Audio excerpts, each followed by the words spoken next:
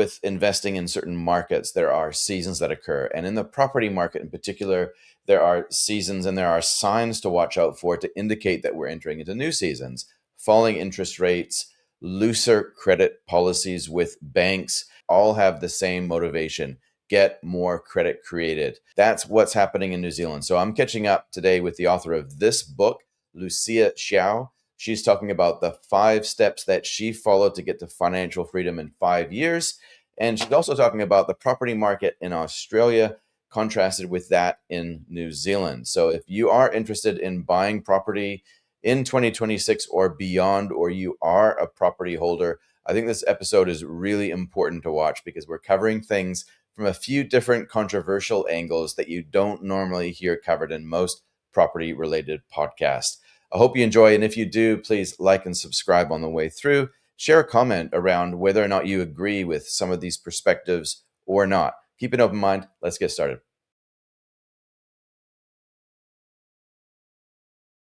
Lucia, how are you? And maybe you could start off by just telling us a little bit about yourself.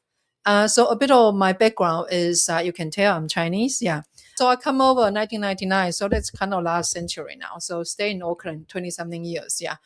Spent 15 years in the bank. So pretty much done everything, branch bankings, insurance manager, and also the business banking. Yeah. So kind of looking after the business clients and also the commercial clients. But up to a point, you're really realizing that, there are something else for you to do, in your life. Yeah. Certainly you don't want to spend 25 years, 30 years. I mean, now I'm still watching some of my colleagues, they're still there. They're still there. Also, and so you kind of realize 15 years or so into it, actually, I need to go a little bit higher. Yes. I think at that time it was kind of it's just not right being there. Yeah. And I think you're kind of living in it's a nice little society. You are community. You are in there. You are quite insulated. Yeah. And I think it was just a few things. I think I started investing in 2012 when I was in the bank. And then in 2015, they started declining me because I was kind of quite actively buying. And up to a point, they kind of just say no. I went to a broker. You reached the limit of what you could borrow at the bank that you were working with. That's right, yeah. Right. And I went to a broker, and the broker said, well, you got this bank, they're using the actual repayments, and you can borrow more. Yeah. Okay. So you're realizing that they are more outside of this bank. And I think it's probably just kind of coming to a point that in your life, you started wondering, that midlife crisis, started wondering what's going on, where I'm heading, in my life. Yeah. Sort of things like that. So I left, and about 10 years ago, I set up my own business, mortgage and insurance. Yeah.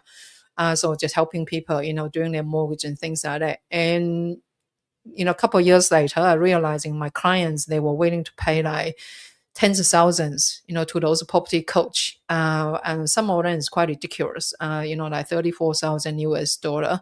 And those coach was they are not even based in New Zealand, they're based in Ireland. Yeah, I got to talk to one of them, they're based in Ireland. Yeah, and they were coaching the Kiwi to buy property in New Zealand. Yeah. So I was telling my customers, what the hell what are you doing here? So I kind of okay. And also when I was working in a bank, obviously when I'm dealing with the people in business banking, it's not just people, in business, but also if it's your your rental income is more than your earning income, they actually go under the business banking as well. Yeah. Sure. So I kind of saying that, yeah. So even till now, I still remember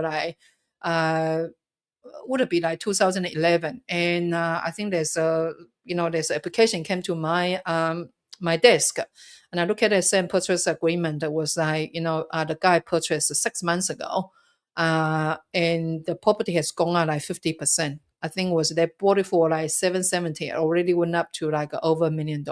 So you already realizing there was something there, and that was kind of the problem that I started investing in 2012. So I think in some way I'm seeing myself being quite lucky because 2007 I didn't invest in property, or I was in the bank doing mortgage for customer. But some of my my friends, they literally just gray hair overnight, they lost almost everything in the 07. So going back to your experience with the banking scene, you reached a limit where you started seeing things, right? You started seeing the opportunities, and you also started seeing the limitations with your own bank. Yeah. and you realized this whole world of mortgage brokering. Yeah. You got into that industry, but then you were Yeah. also aware of these coaching programs that were pretty much cookie cutter approach built for overseas markets trying to be launched in New Zealand. And you thought there's got to be a better way. So did you start to Yes. develop your own coaching program yourself? Did you? Yeah. The first year, I will probably only have 4 or 5 groups of clients. Yeah. And obviously, once they actually have a success, like they started referring their, their colleague and, like their friends and family started telling people about it. Yeah. So the business will quite steady going. And I think it's only until like maybe late 2019, I started kind of like realizing that these marketing things, because before it's all word of mouth. Yeah. Like you're not really coming to my head about it. Oh, I need to do this like SEOs or Facebook ads or something. Yeah. So I think at that time we started engaging with a contractor, a part-time contractor. And so he was helping us. Yeah. And then later on, obviously, when the business started growing, I kind of hire someone in-house. Yeah. Like doing that. Yeah. I think something I also wanted to kind of emphasize is like, very often people got bold into their career and then they were too focused. I was doing mortgage, yeah, but I didn't really think too much about it. Yeah. And it took me a long time to realizing it. Probably I've been in a bank 10 years and to realizing that it's something else. Yeah.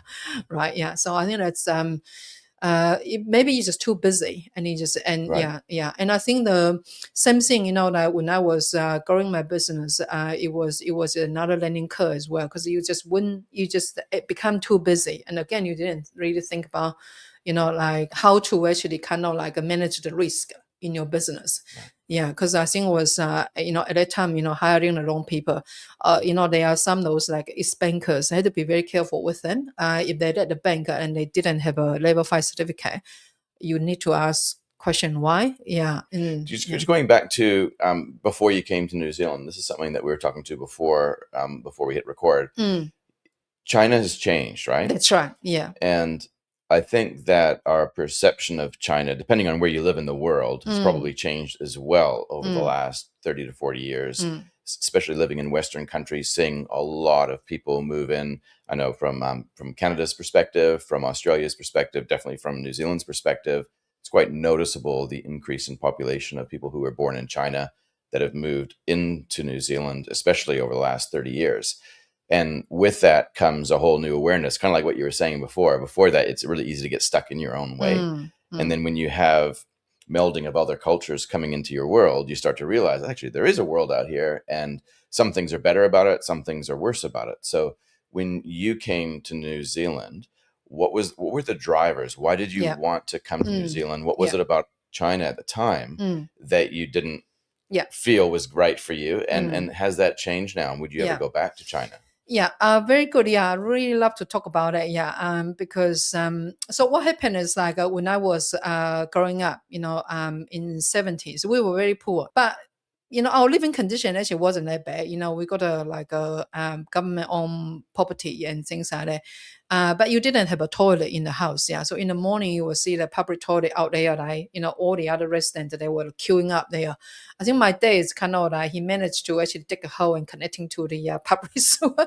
Yeah. So we actually having the luxury, having your own toilet at home. Yeah.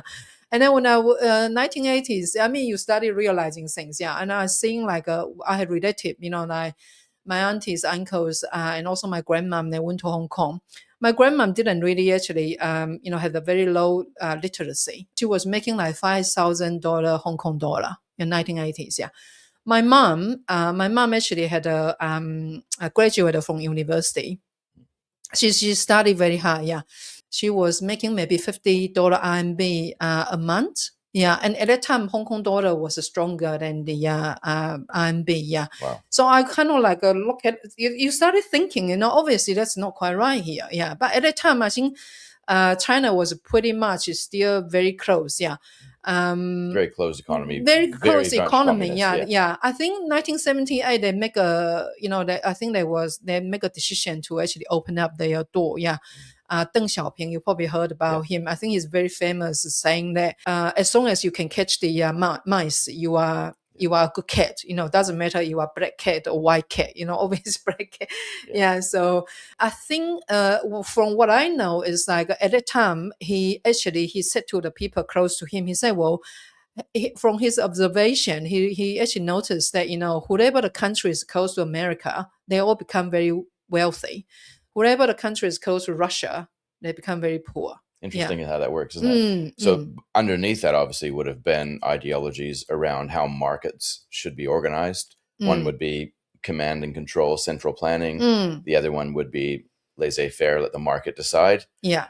So at around that time, China decided to change directions and follow more free market principles that led to greater prosperity. But it took a while to turn that ship around. And I guess a lot of people didn't want to wait because as the information age started to pick up, more and more people started to realize that there was opportunities. And I guess that led to you eventually finding your way to New Zealand, right? Yeah.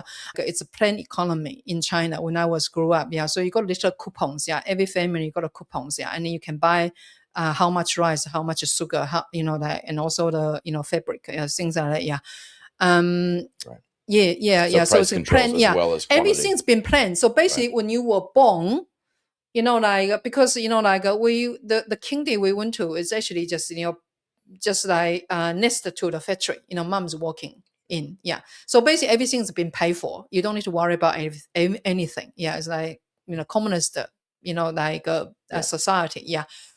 So ultimately, like, the school you go to has been planned. Like the job you're going to land, it's been planned. It's the government just say, oh, well, you go and work here, you go and work here. You don't need to apply at all. Yeah. Right. Sometimes your mom and dad are retired, you're replacing their job in the factory and things like that. Yeah. So that was that type of economy. But obviously, like, Deng Xiaoping started realizing that, 1978, they started to open up. So they have this like a 4 special zone, economy zone. My city is one of them. Yeah. And you started seeing the, changes. But early days, I think people were still too scared because you don't know, am I doing the right thing or am I doing the wrong thing? Shenzhen is the one that they went ahead. They just, because it was nothing. It was a little like a fishing village. Yeah. So I think they didn't have much rules. Yeah. So they just went ahead and doing, just doing whatever they can. Yeah. I think my city, the officials, they were a bit careful, so we were okay. Yeah. We were still actually pretty okay. But then in the 1980s, if you got 10,000 RMB, you are considered as like a millionaire.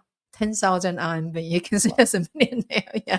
You probably can buy, and we didn't have mortgage. Even like until like when I left China 1999, at that time, we didn't have a like house insurance, content insurance, car insurance. The service is just not available to you. There's no mortgages. Yeah. And the house at that time was quite cheap. I remember when I was 15 years old, mom and dad actually bought me, basically they pay for it and then they bought me a house. Yeah. I mean like apartment condo, like because in China is all living in an apartment. Yeah. So it was actually quite affordable to do that. It's I think they what they did is like because the mums, brother and sisters and mom, they were making good money in Hong Kong, compared when you look at the income there.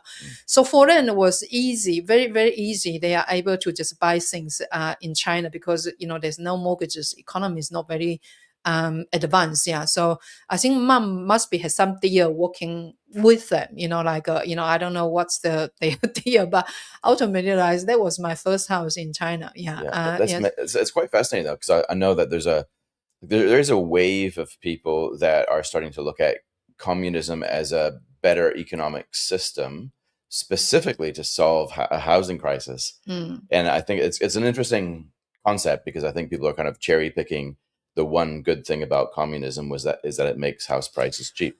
Without destroying everything I don't else. know whether you actually because I think there are some talk in China is like whatever this IA is going to taking us, it's ultimately you're going to have a abundance of the products, you're going to have abundance of services.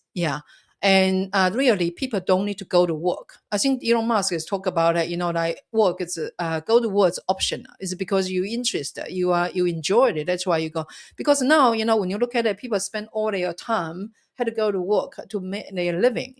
But I think ultimately, like when you look at what Elon Musk talk about, it's communist, like society. So it's definitely different to what we're experiencing today, where And there's all sorts of tangents we can go down in terms of lack of purpose that will set in if you don't have a job. Um, that's kind of how humans are designed, right? But if you take that away, well, what happens to the fabric of society? But also, I guess, like what you're saying is that if the price of everything just gets cheaper and cheaper and cheaper because AI Mm, slash technology mm, just creates insane amounts of deflation, yeah, then that also creates distortions, not just in the fabric of society, but also in the financial system.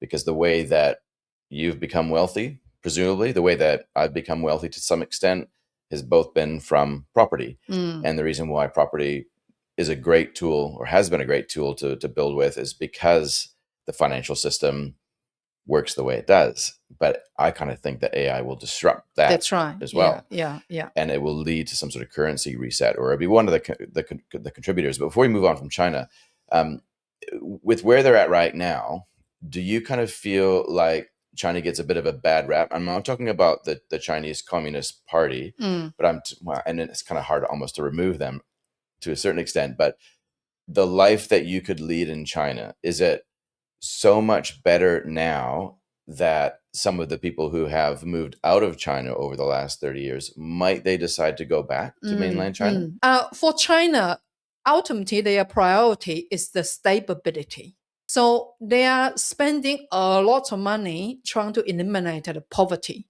So I think when you actually ultimately understand that, then you will understand that why they are doing what they are doing. Yeah.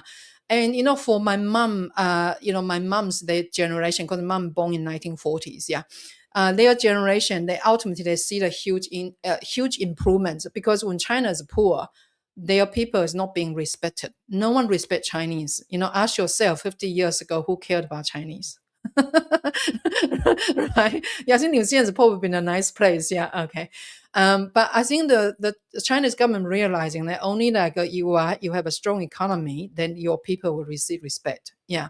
So my mom, my mom's generation, they ultimately is like they won't allow you to say anything bad about China. Yeah. And I think from their view is like it's just like just like their mom, like they have been taking care of the older people, and ultimately like they might do something that maybe not quite right, because there's no model for them to copy from. They had to actually kind of learning as they go. Yeah. um and obviously you probably feel like, oh, there's no freedom speech there, and yes, yeah, because probably quite still a lot of people, they are probably not that intelligent. Like it's probably same as everywhere. Like whoever actually let the China come out, either usually they're probably more like above average. That, yeah. So I think that's why like there are some control there on their social media at the moment, because they don't want you to talk about like being single. You're not allowed to praise being single. Like obviously not homosexual. Because you're not gonna have kids. Yeah, Right. yeah. But if you talk about like how good to raising kids, no problem. You can talk about it. Yeah. They don't want you to talk about single stock. You cannot talk about single stock. Yeah, because they worry about everyone's going to invest. And then they're losing money and things like that. So you just have to be careful. Like, what you can say, what you can't say. In their social media platform. Yeah, but if you ultimately understand that. That just a stability. That's just all they're after. They're not going to go and invade other people or like get out with other people. I mean, if it's you see something bad and it's the Chinese criminal or something like that, if they are Chinese citizen, you can reaching out to China. They're happy to helping you to solve that. Yeah. But however, if they are not a Chinese citizen, they obviously leave it to the that country to actually to actually solve their problem. Yeah. Mm. Interesting. Okay. Mm. So just fast forwarding now to today, obviously you built a amount of wealth using New Zealand property Mm. to do so. Mm. And it's not just about buying the property and waiting for the value to go up and getting income. That's part of it for sure. But it's also a part of how to use leverage, how to use the fact that the New Zealand dollar loses value every year, possibly at a rate which is higher than the rate of CPI. And you converge those two things, and that's property investment in New Zealand. That's what's, in my view, the original debasement trade. And in your world, what was the model? Like, if you were to describe how you, at a really high level, how you selected properties and what was the criteria that you followed, How would you describe that? Because I'm quite a bit of like an active investor. So I do actually not like just buy something and leave it there. Yeah. So it's a property that, I can add value and I can actually have a good capital increasing. So those are the property that, it does have a potential, allows you to actually activate add value and increasing the capital. Because ultimately your wealth is not built from those rental income. You're not going to get much from that. By the time you had to pay, all those, outgoings and everything. Yeah.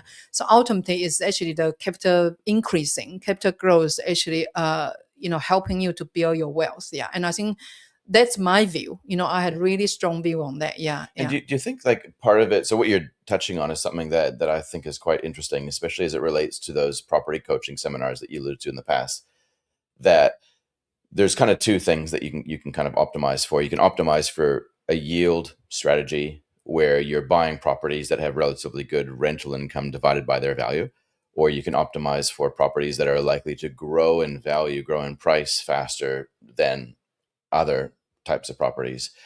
And you found it was that was the best strategy, to buy properties that have better capital gains. But I think that a lot of the coaching seminars and a lot of the property investment paradigms will focus more on building yield strategies that create passive income. Do you kind of feel like that strategy or that way of building wealth through property is dead, is over, or is at least in the steady decline? Or do you feel like it's just a risk thing? I think for like any kind of strategy, they are always that you can be successful on that. Yeah, okay. And obviously, I can't criticizing on that strategy, but my view is that when you're going to look forward, like 5-10 years, we talk about the AI, like there will be abundance of the houses available. Yeah, and you're going to question that whether that strategy will going to still serve your purpose. Yeah. Just because of the fact that it'll become a lot easier and cheaper to build mass housing? Yes, because Chinese talk about like a four necessary, people's life, it's like 衣食住行. So 衣 is cloth, yeah, like your, and then 食 is food, 住 is accommodation, 行 is transport, yeah. So Right. these four is actually the four main things. Right. So Like it's clothing, what was it? Clothing, clothing, food, food, accommodation, accommodation, and shelter, transport. yeah, and Yeah. then the transport, yeah. Those are actually the basic. And I personally, my husband is always saying like, it shouldn't be become a speculate, that you can speculate on that. Yeah, it's No, no, just for context, your husband, he's in New Zealand. Kiwi. Is a He's a New Kiwi. Zealand Yeah, it's a born New Zealand born Kiwi. Yeah, Kiwi. Okay, yeah. cool. So So we slightly very different cultural different, very, background, very, right? very, very different background. Yeah. Yeah, like um. mm, but I think obviously it's a kind of like you have to accept each other's, like a different culture. Yeah, yeah. Sure. So But as it related to property, yeah. do you think his viewpoint, his Oh yeah, I paradigm think it's was correct. Yeah, I think right, it's correct. Yeah, and ultimately the silk is actually a currency. the silk, Silk, the yeah, fabric, the because it was very commodity? expensive. Yeah, Yeah. yeah. But when you look at now, how much like is silk? Yeah. So my view is like if it's you are having that approach, like oh I'm just getting all those like So property is now a houses. commodity. Property is a form of currency, effectively. Yeah. Yeah. And so people have been exiting out of the New Zealand dollar, putting it into housing basically as a store of wealth, which Mm, is one of the characteristics that our currency should be. But our currency hasn't had that capacity for ever, basically. mm, mm. And so that's kind of like property investment. So you target specifically properties that will increase in value. Some would call that a little bit cheating, I guess you could say, right? And I wouldn't, because I personally agree with that. But some would call that cheating because you're not necessarily buying an investment that spins out cash flow, or you are, but at a lesser extent, and you're kind of I bought lots of properties like people didn't want to buy because I remember I bought this one at the Mount Wellington, like a South Mount Wellington, yeah. right, And wrong side of the tracks. Yeah, I remember I took a first home buyer there, just my customer, yeah. And then he was, no way, Lucia, no way, I'm going to buy this. And it was only like I think it was it 2016, yeah, and or 17, I can't remember. But it was only like 650,000, 650,000, yeah. And I mean the house was like hot water cylinder was stolen. What's that? The real estate agent actually put those combs on the, because it was like holes on the floor, timber floor, the holes on the floor. Just like, oh, I have to be careful. You can't go there. Yeah, blah blah blah. And then my clients, first one buyer running away. I said, okay, yeah, I'm buying that. Yeah. Oh, so you So bought it instead? I bought it, yeah, and then we sold it 2022, probably like what 5-6 years later for 1.5 million. Wow. So you more than doubled your money. Yes, yeah. And you put that down to the fact that it was unfairly priced, obviously, at the That's right. start. It was Yeah. presented poorly. Yeah. You added some Yeah. value, presumably, to Yeah. it. But also the demand was there for those 4 reasons, like you mentioned, right? Yeah. Like eating, accommodation, driving, all that Yeah. sort of stuff. Yeah. That was there. So it had the fundamental drivers that would increase value over time.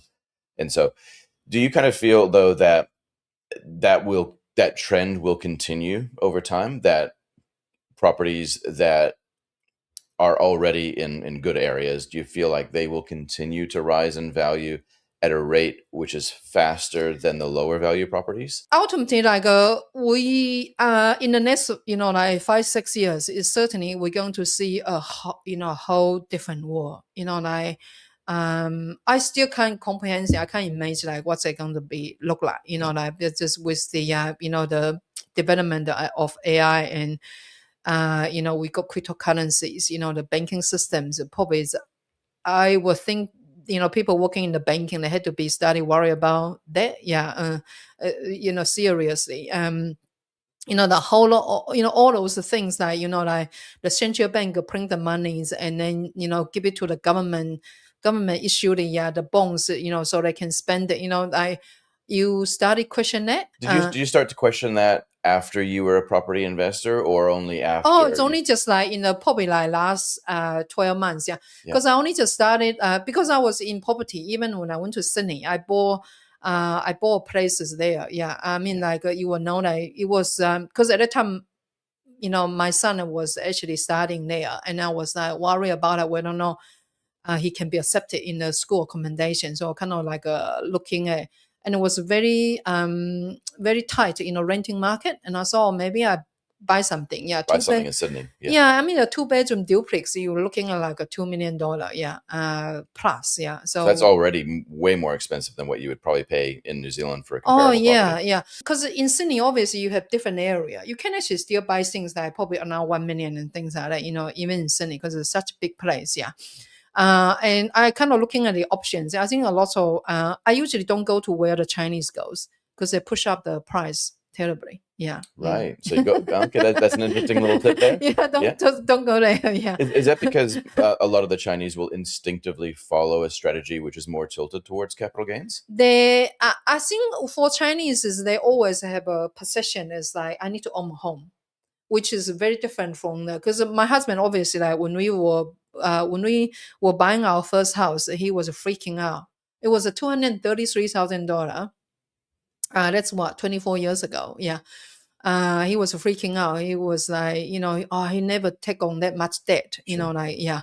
And it seems like I was encouraged by my mom as well because we were living in the stay house, yeah, and because I got a job, then I had to review our income because previously you needed to pay like 25% of your family income as a rent, yeah. So with that, then we kind of in a different place, yeah, okay. So mom was kind of encouraging me to do that, to actually buy our first house and things like that. Yeah. So I share that in my book. Yeah. Yeah, Yeah. grab your book actually, just to really cover that Yeah. off. Yeah. Yeah. So financial freedom, 5 steps, 5 years. Yeah. So basically, I spent 5 years. Started investing in 2012 and 5 years, 2017. I kind of built up 17 million. And obviously, like after that investment, I was able to kind of walk away from my corporate income. Like 3 years later. Yeah. So Yeah. I think back then, obviously, like I have been quite lucky that property investment is actually a good tool to actually helping you to actually the build the Yeah. wealth. Yeah. Yeah. Yeah. Yeah. And I think now you just have to be more smarter, like at what you are doing because Yeah. in my view, it's like a Chinese, we quite lucky because we spend time learning English and then we are able to look at what Western are doing, you know, Sure. You USA got good doing. contrast, Yeah, right? we yeah. And I think that for Western people, well, encouraging people probably be more open-minded. You know, look at what China is doing. I think now they lately I see a lot of talk. You know, they started talking about how because the stability of the government, they were able to having this long-term plan. So every 5 years they sit down together, they look at like what they have done, and then they set their goal. Yeah, China's next 5 years is all AI and aerospace. Yeah, so those Interesting. are things that's going to be booming. Interesting. Yeah, yeah. So having Mm, that awareness, you came from a different country. So did I. Coming into New Zealand, I know it helps, right? It helps to see two things side by side, spot the difference, mm. and it helps you see opportunities that the locals might not see. Also, see the risks that the locals might not see. And on that, in 20, correct me if I'm wrong, 2021, let's just go through the change that you kind of went through in your own kind of thinking with property in New Zealand, both in your own portfolio and professionally as well.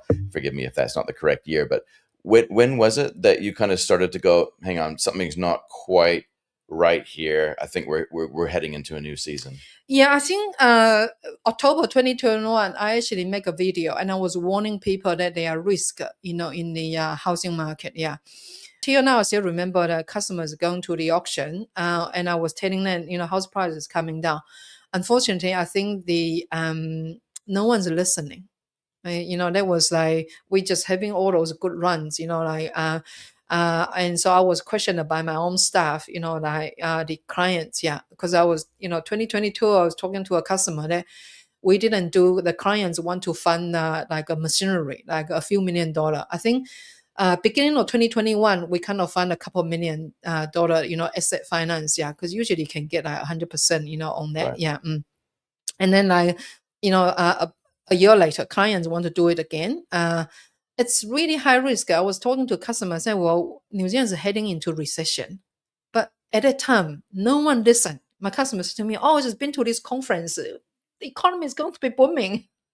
Yeah. Yeah, so it's quite sad. Yeah, and I think at that time I was also quite busy at home as well because mom was terminally ill. So 2022, 2020, probably like 2023, like within like 13 months, we lost like four close family member. My mom, you know, mother-in-law, and also you know, my homestay mom. It's like when I first arrived, I was staying with my husband's auntie. Yeah, and that's how I, you know, Right. met my husband. Yeah. Yeah. So it was a tough year for you. You also saw how things were changing. You heard what the Reserve Bank of New Yeah. Zealand was saying. Yeah. You know, Yeah. they were going to engineer a Yeah. recession in Yeah. Yeah. order Yeah. to flush out the inflation, Yeah. which they themselves caused. Yeah. And you took that at face value, and but unfortunately your I business with couldn't pushing through, yeah, because like, at that time still got a team. You had to come out with every fortnight. I had to come out with the money to pay the salaries. Yeah. and it was all based on property sentiment being positive. Yes, That would have yeah. been so Yeah, hard. it's quite hard. Yeah. Yeah. And I still till now still remember one day pulling out of the driveway. I had to go to the office to run the team meeting. And I was like, it's just like I just wanted to be by myself. I don't want those business team now. I don't want yeah. Because I think you just again you're getting too busy. You didn't have time to think. Yeah. And Mm. I'm so glad that, you know, I had time to think, you know, in the past couple of years. Yeah. And you know, also like investing in Sydney, that was a really good time to get into the market. Yeah. Mm. Because So you kind of more or less not fully exited, but mm, you got rid of some of your housing stock here in New Zealand. mm. You shrunk your business operation a little bit here in New Zealand, right? Oh, literally just got rid of all the salary employee, and I'm Got it. just, you know, basically just using the contractor, you know, partnerships and things like Sure. that. Yeah, it's And much then easier. you kind of moved to, well, partially moved to Sydney, Yeah, largely initiated by your son's desire to go over there. So we went over there. You bought a duplex, and you've added value to that presumably already. But in the process, you've kind of learned a little bit more about where the Australian property market is at. yeah, So what could you yeah. tell us, especially for the New Zealand Very, context? I think it's very different. I think you probably know Australia. Ultimately, is like their system is like that. You get paid high income, high tax because their personal highest tax is 47. Yeah, and also they have a biggest, you know, government spending. Yeah. Yeah, okay. So ultimately, that's actually how we got it run. In my view, it's probably with AI AI things, coming, they probably will have more impact compared to New Zealand because people will, the food is cheaper, petrol is cheaper, but the service fee is much higher. So if it's, I wanted to actually get a hygienist, I need to pay much more than here. Yeah, yeah, because the services fee is much higher there. Yeah, Interesting. because people on the higher salary. Yeah, Yeah. and then electricians, expensive. Even the what's it, gyprock? They Yeah. call gyprock, but we call Plasterboard. we call gyprock. Yeah, Chipboard. Yeah. okay, yeah. Yeah. Oh my God! It's like they said the hourly rate is $120. I said, what the hell? Yeah. Yeah, just gyprock. Yeah. Yeah. Yeah, just put up some gyprock and then they get paid $120 in Australia now. Yeah. So it's very different. Like when you understand like their transaction cost is much higher. So people holding on to their own occupied home, they didn't want to sell. Yeah. Mm. Because you had to pay stamp duty regardless. Yeah. And the stamp duty goes up by, it's kind of like it's kind of a step, like, so the first is maybe lower, and then you had to pay more, 5%, 6%, with the value keep going up. Yeah. Mm. And also they have land tax as well. Yeah. So land tax is they're charging you on the annual basis. So basically, like on the 31st of December, the ATO, which is Australia Tax Office, they look at like, do you have any property? And if yes, they look at like, in the past, have you stayed here? If you're a citizen, probably fine, yeah. But if you are the permanent resident or New Zealand citizen, it's been treated as more like a permanent resident. Yeah. So whether or not you stay there for like 200 days. Yeah. So I'm in New South Wales. So what I found is like you had to turn your head now on all those texts, like with a New Zealander, if you are living in New Zealand, you are considered as overseas buyer. In their view, you are overseas buyer. Yeah, Yeah. because you might think, oh, I can go there, I can work there. Yes, yeah. Only when you enter the border, then you get this like a special 444 Sure. visa. Right. Then you can buy locally, so you don't need to pay that extra stamp duty. Yeah. Do you think the extra stamp duty generally causes people to hang on to their properties for longer, which then ultimately causes there to be a liquidity crisis, and, That's and, and right. people bid up the prices even more? Yeah, because I think like because it's too expensive, the transaction cost is too expensive, to actually up downsizing. Because some people they probably I don't really need this big house, really they should really downsizing. Sure. Yeah. When things are perfectly balanced, it's okay. Don't mess with something that works, right? So it's actually inflationary for house prices, a capital gains tax, a wealth tax, a stamp duty. Yet we don't often think of it that. We think of it as the cure, but really more government intervention, more central planning, in my view, creates the problems with the housing market even more, or it exacerbates that. In your view, like based on what you've seen with the Australian market, how much of the extra taxes that you have to pay on property over there, how much of that is responsible for the rising prices, do you feel generally? Or is it really just to do with immigration, more immigration coming in, stronger economy, lower interest rates? What do you think? I don't think that taxes actually have any have a much impact, to trying to Sure. stop people to buy or something. Because when you look at the property investors there, they have approximately 2.2 million property investors, holding on like 3.5 million dwellings. Yeah, Wow. 2.2 million. Yeah, that's a lot. Yeah. Yeah.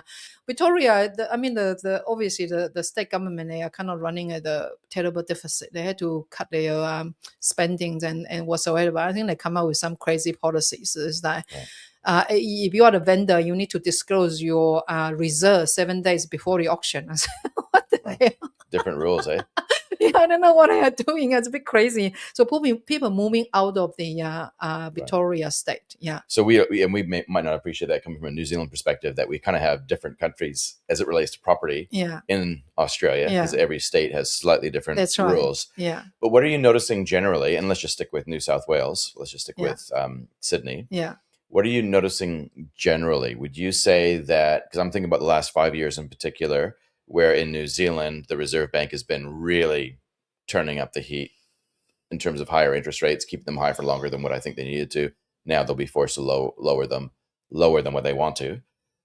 Over there, they're not at the same cycle. It almost feels like the cycles are out of sync, and that market is actually just has it just been kind of trucking along really nicely over the last 5 years? I feel quite sorry, like people, like living in New Zealand because obviously we have we have very poor reserve bank.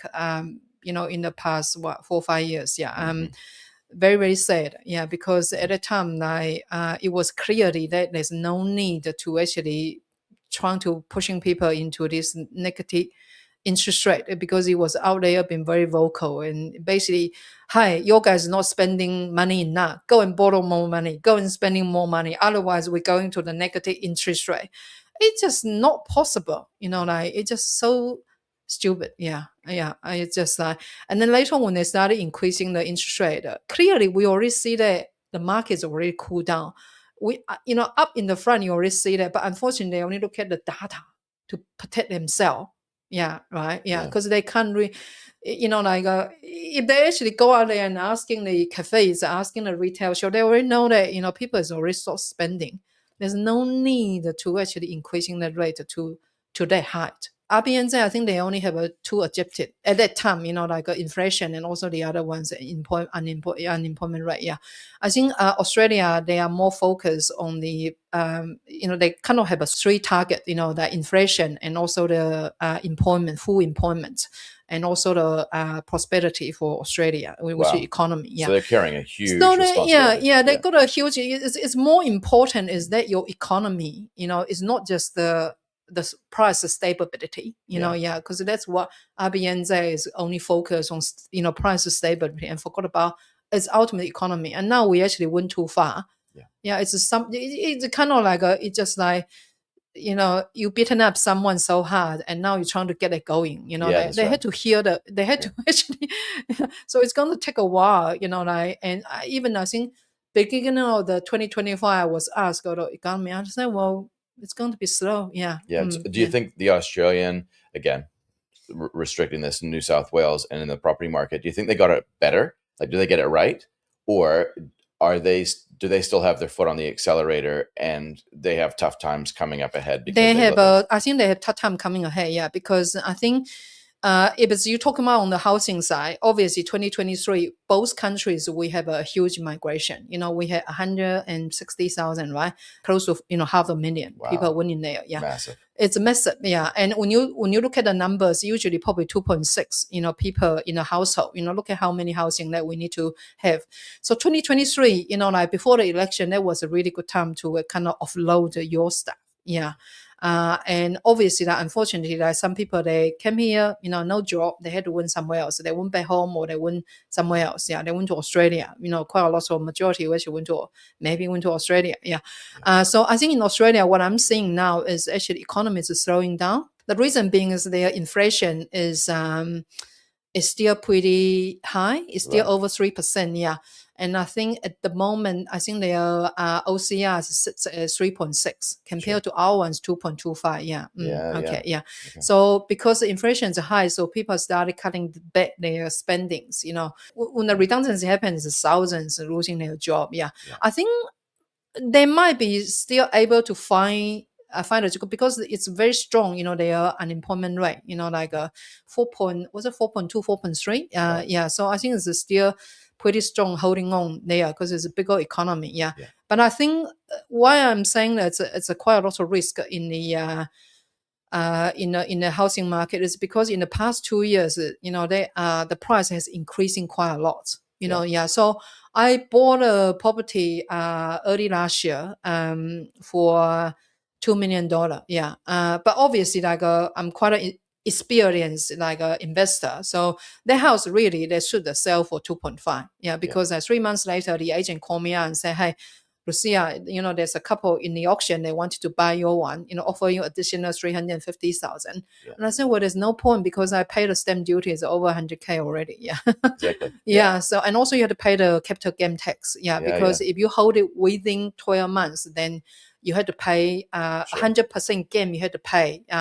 But over 12 months, it's only 50%. Yeah. So you had to understand all those rules, Right. when you are actually It's starting. quite nuanced, isn't it? Mm, And it mm. creates this hurdle rate whereby the property prices have to rise if the whole scheme Yeah. keeps Yeah. going. And I guess no politician really wants to be in charge when that unwinds. But inevitably, it sounds like at some stage it has to kind of correct or at least stay flat for a while for things to stabilize. Do you kind of sense that, again, in New South Wales in particular, do you kind of sense that the smart move might be for Australians? I'm going to put it out there: sell your Australia, I did sell calling Australia, out buy New Zealand. because I'm in those social media groups, and I was saying, well, now is a good time to sell your Australia assets and then Come back to New Zealand. to come back to New Zealand. Yeah. No tax. It's amazing. Yes, yeah, and also the dollar is good. The exchange rate is good, 86 cents or something. Yeah, so you actually you can get a lot out of it. If you are living in Australia now, it's a really good time. Yeah, no foreign buyer tax within. There's some exceptions. There's no stamp duty, capital gains tax. There's, depending on how you play it, there's a way around that. And very little restrictions, right? So it kind of seems like makes sense. I personally feel like with our current government, I think there are some there are some incorrect move. In New Zealand or in New Zealand, I'm yeah. talking about in New Zealand, because I think when Chris Luxon become prime minister, the first things he did was selling houses, and I was like, what the hell you doing here? Maybe that was already in plan. Maybe you do that before you've been elected. Not like when you are in charge. Yeah, because what you're telling us, you don't forget that our home ownership still like what 66% or like 70%, or like close to 70% or something. That means the 2/3 of the voters, they have home, they have house, they have property, and you're telling them, and the price is not going to, because I think the only thing they can do is that, because at that time when you look at what Jacinda did, is that Jacinda bought a house at the Central Hand, right? Yeah. Jacinda also telling people that we like house price to go up gently by 4%, beating the inflation. Right, that's what Chris Luxon do. It's quite opposite. Go and buy a house in Auckland.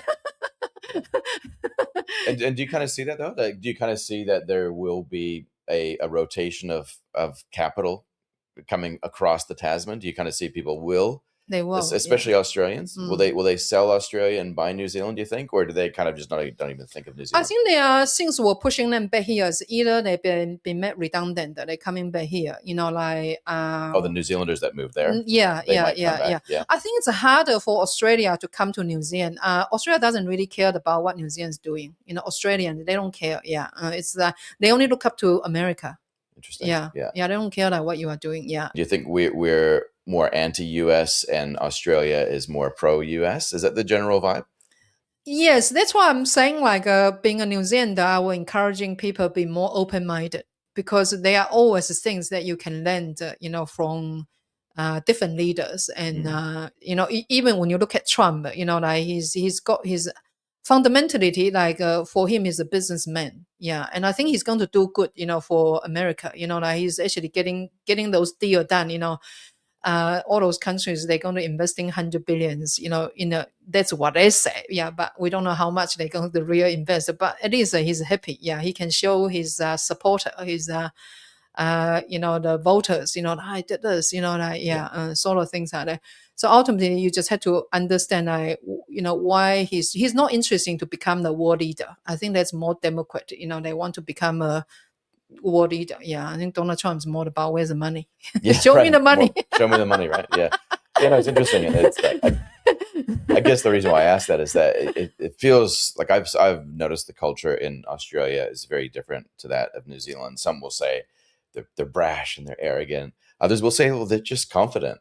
New Zealand, by contrast, a little bit more subdued and subtle and quiet and conservative. I wouldn't say it's conservative, but another way of saying that is that you're just cynical here, and you're just thinking about one tiny element, which has usually been delivered to you by legacy media. Let's be honest, and it's not necessarily fit for purpose for the future world. So it's not a really good worldview to hold on to if you want to build wealth for the new world. In my view, you do like exactly what you're saying. You kind of have to have an open mind about how China works, about how Australia works, about how the US works, about how Russia works, about how the whole world works. Not because we want it to work a certain way, but we just have to recognize the way it does work, get on board with it or not, but don't complain about it. Because you can't do anything about it just sitting in your hole. Yeah. Right? When I first came over here, I was quite shocked. I said, geez, that's actually more like a socialist place, because you got free education, free Medicare, and It's actually like New Zealand is, it's actually they're doing quite well.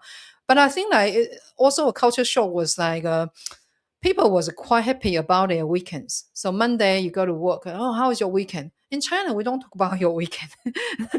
You probably have a more like a bigger perspective. Yeah. Interesting. Mm. So even though it feels still pretty dark in the property market and it feels like a slow recovery, Mm. my view in 2026 is that it'll be the year where prices start to move again, Mm. but it won't be noticeable for the everyday person probably till 2027. Could be You wrong, are right. You are right. Yeah, but yeah. yeah, I so it's do agree interesting. with you. Yeah, Yeah, so yes, yeah, it does feel though that yeah, we've got a very opposite yeah, trends yeah, happening in yeah. both I countries. feel like Australia is literally copy what New Zealand was doing. Like Yeah, because when you look at their governments in Australia, I think 2024 Labor government said, "Oh yeah, we're going to build 1.2 million, wow, dwellings." Yeah, okay. In 5 years, their goals in 5 years. Don't go to Melbourne because it's going to be oversupply of their housing. Yeah, literally like 600 square meter, you probably can build five there. Yeah, wow, compared to in New South Wales, it's a bit limited. Yeah, so planning, I think they have a better planning because they're realizing that developer had to have the pre-sale because the bank condition is always like if you want to borrow $5 million, sure, go and sell $5 million,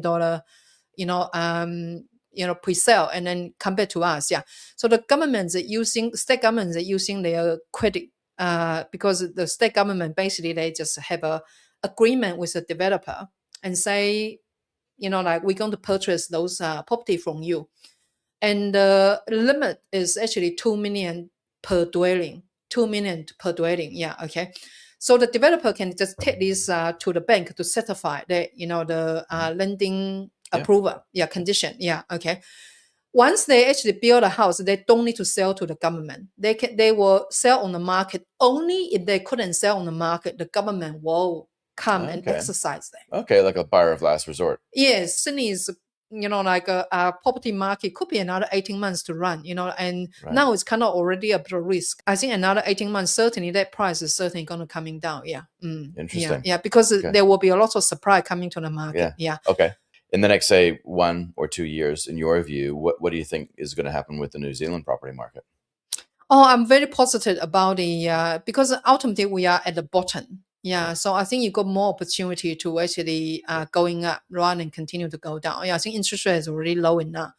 I personally think they should actually continue to lower the interest rate. Yeah, because economy just not doing well. Yeah. Yeah, they really had to forget about the inflation. Yeah, they had to focus on the economy. Yeah. Yeah. Mm. Interesting. The New Zealand property market, in my mind, still seems like a really low tech way, in my view, to Mm. play the Mm. debasement trade, but it is one of the ways I think that a lot of people with equity in their own home, a pulse, and income can still play the game, right? I think it's a great methodology.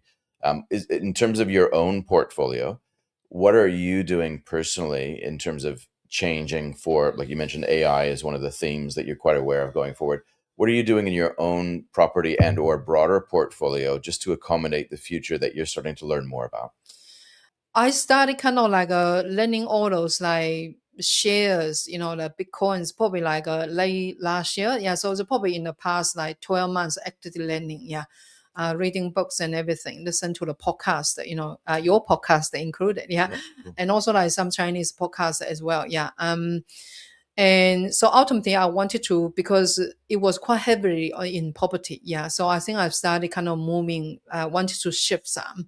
I am going to sell the property in Sydney because it already have a quite a nice increasing. And then in New Zealand one, because I'm kind of looking at the overall portfolio, I think some of them I will be kind of started doing some development. Yeah, but when I do realizing that you had to build something that the people wanted, Yeah. so I think we'll be very focused on like maybe two level, and also like double garage. Instead, previously, I think I probably got I can build six or seven. Now, I think I will only just stick to maybe three or four, Interesting. so So smaller, higher small, quality, higher high value. quality, yeah, high So you're quality. targeting that higher price point. That's right. Yeah, yeah, Interesting. yeah. It probably depends on where the area is. Yeah, Sure, and of then you course. probably but I think we already got so many affordable house, on the market. Like 3 bedroom selling for 750 or Yeah. six Oh, there's fifty in no Henderson. shortage. I was Yeah. down in Mount Wellington yesterday and where Simplicity Living is doing some